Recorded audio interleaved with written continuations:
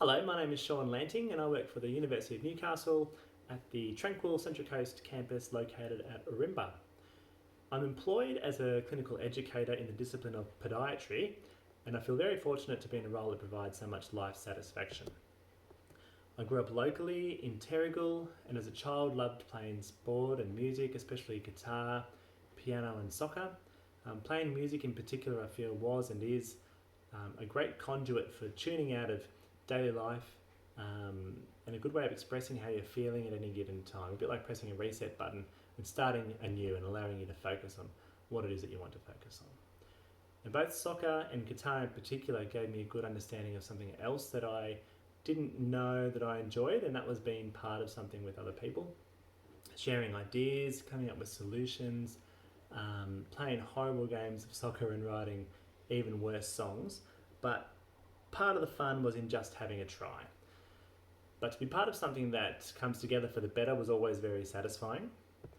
For instance, piecing together a great song, co-written with friends, or completing a game plan that results in a win on the soccer field. So aside from these, I was always admiring growing up people who strive to learn, and especially those who strive to learn in the hope of helping their community.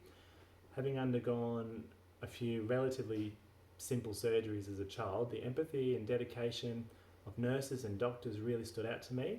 And similarly, watching scientists and environmentalists on TV gave me a great appreciation for things that they do.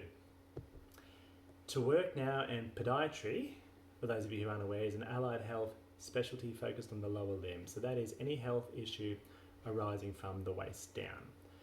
Podiatry is about helping relieve pain and making people's life more comfortable, improving someone's ability to walk and perform daily tasks without pain.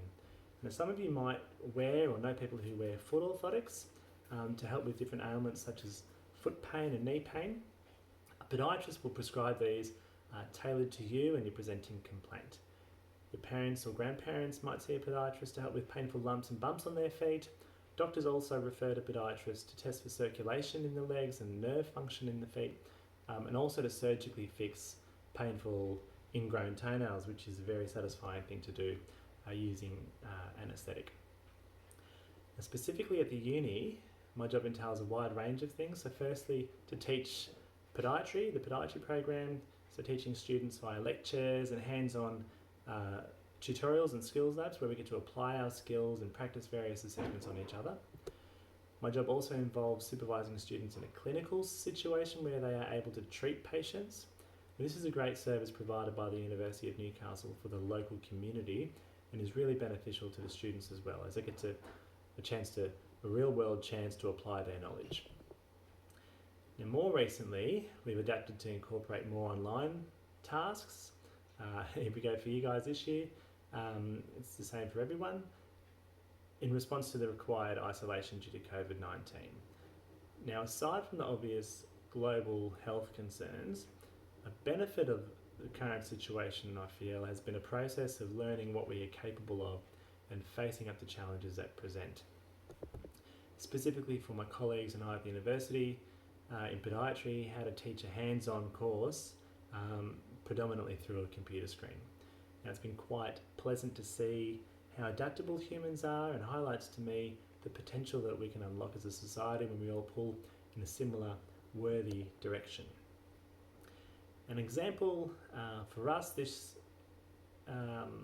of this in a clinic we've established over the last couple of years in regional New South Wales in a town called Wellington, out near Dubbo.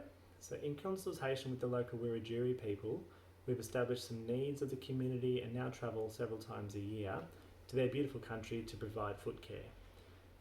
Now, the foot care is essential for the community who otherwise would go without, but for us, the real benefit or an additional benefit is having a chance to engage with the community, get involved in yarning, listening to stories, and meeting some wonderful new people. Now, on that note, never underestimate the benefits of travel. If you get a chance to travel, definitely do. When you travel, everything you see, everything you taste, do and hear is new knowledge, and importantly gives you a sense of perspective and helps you to become a mindful global citizen. Culture is beautiful, and everywhere you go, people are just people, so who for the most part are kind and good. And back to work, and aside from teaching, my work involves research and research supervision. To me, research is about attempting to answer questions that haven't quite been answered or fully explained by anyone previously. So what's essential is finding a topic that you are interested in, so that makes it a lot easier to engage. Now from that, you can identify what it is that we still don't quite understand about that topic, and you can toil away and add your own research results to the jigsaw puzzle that has been worked on by people in most circumstances from all over the world and over many years. Now this builds on knowledge of scientists from decades past and provides direction for future researchers to expand on in their own time. For example, a now eradicated contagious virus called smallpox used to make lots of people sick and was also quite deadly. And a fellow named Edward Jenner, who was a doctor and so was pretty interested in things that make people sick, thought one day, it's kind of funny that milkmaids don't tend to get smallpox, but they do most certainly get cowpox. Now from that, he did some research and came up with a vaccine for smallpox, and now it basically doesn't exist anymore. So lots of scientists since have applied this principle specifically to other diseases, and so it goes on. This is how things improve and get better.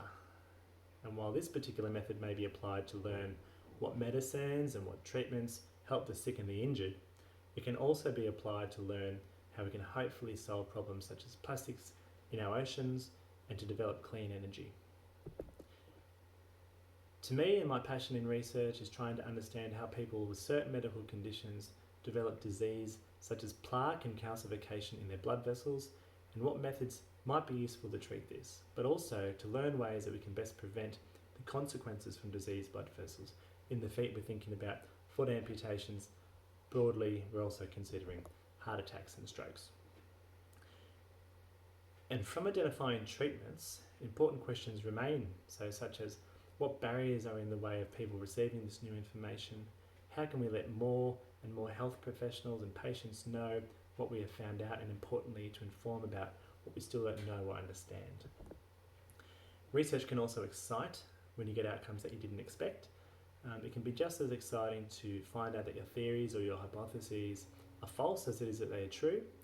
Now this is because beforehand we didn't know the answer. You might have had an idea or suspected something, but now it raises a whole new number of questions to ponder and highlights that scientific advancement in either direction is still an advancement. Now, for some tasks that you can do at home or perhaps in class, now one key skill of a podiatrist is taking a cast of your patient's feet in order to make foot orthotics, customised foot orthotics. 3D scanning has come a long way, and it's getting to the point where it's becoming more clinically useful, but traditionally this has been done with plaster bandaging and is quite fun. Now you can use plaster bandage from the chemist in combination with warm water, or you can play around with paper mache. Hopefully you have a bit of fun making something that looks a bit like this right foot of a person. There's a link attached to this video directing you to a method of casting that might be helpful. Alternatively, you can perform a basic vascular exam on someone you know, ideally someone who's over 65 years old, as this age group is more likely to have issues with their circulation in their periphery. So to check circulation in the feet is healthy, there's a couple of things you can do. Firstly, can you feel 2 pulses in each foot? Location of the pulses would be on the top of the foot.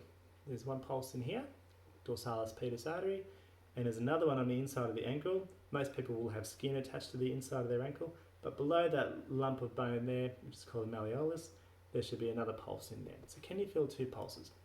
Secondly, check the temperature with the back of your hand, progressing from the lower leg down to the toes, both feet. There should be equal in both feet, but a gradual cooling of the feet as you go towards the toes, or hopefully quite warm. Check the nails and the skin. Sometimes thick nails and abnormally pale skin, for instance, may be associated with poor circulation. Check for hair growth on the top of the feet and the toes as well. Hair needs adequate blood flow to grow. As podiatrists, you get to use fun equipment such as Doppler ultrasounds, but these are some fun things you can do at home. So lastly, I just want you to take care, be safe, and be kind. Thanks very much.